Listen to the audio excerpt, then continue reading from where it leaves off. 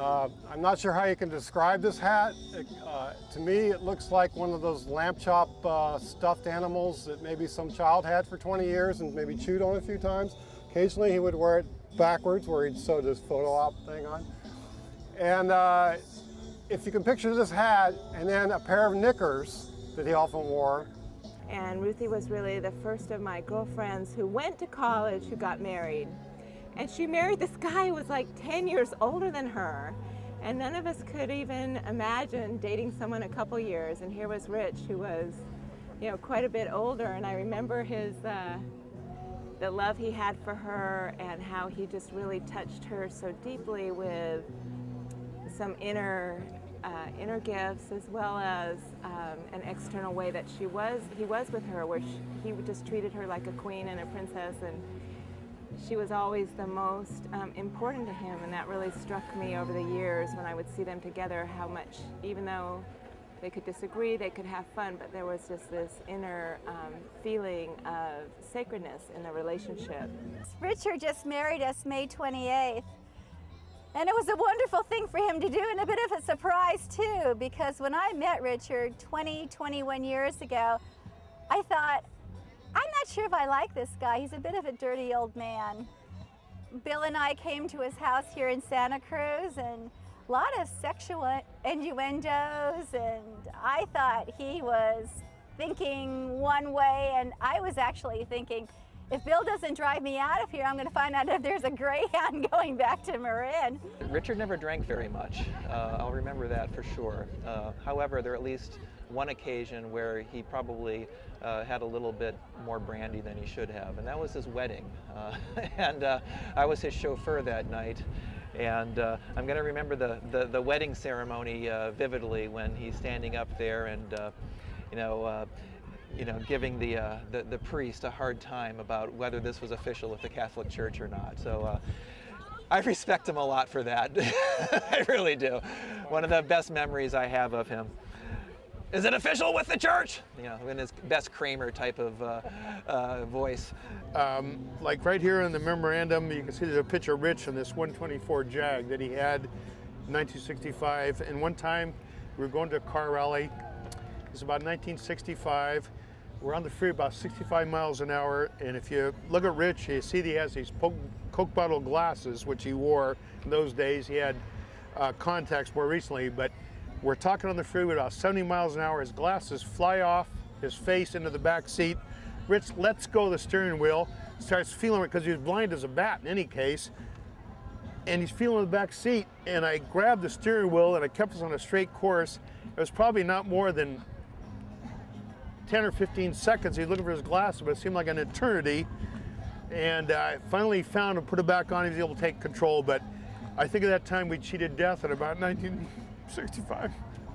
I was a little kid, and Richard was up.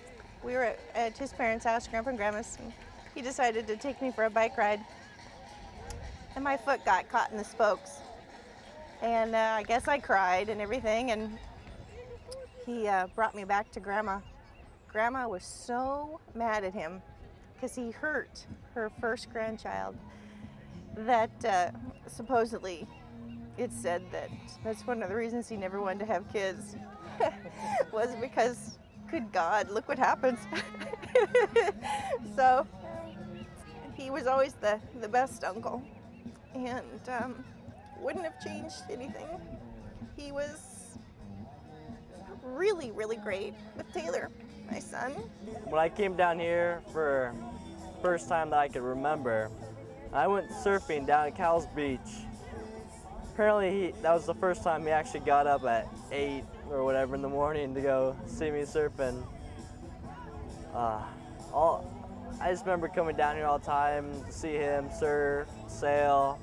Always had fun on the boat with him.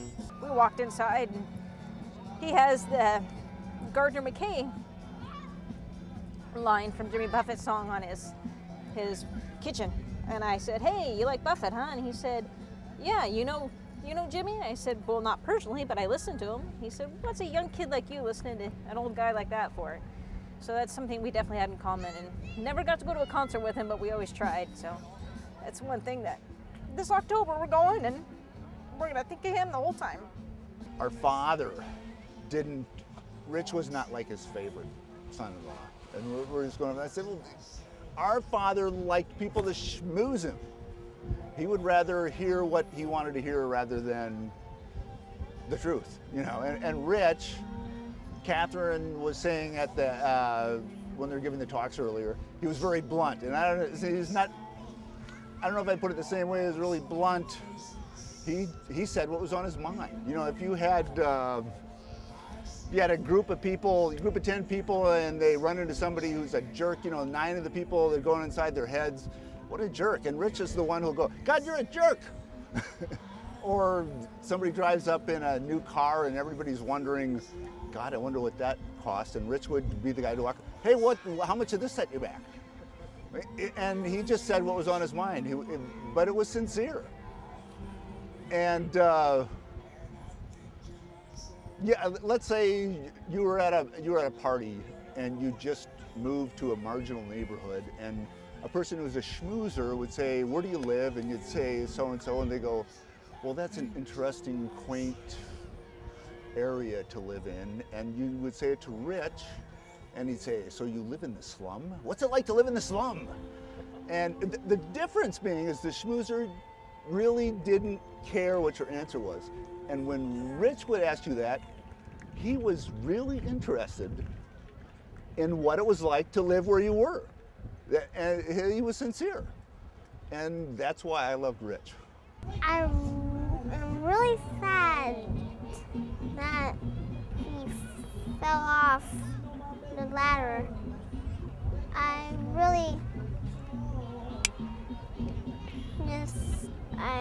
wish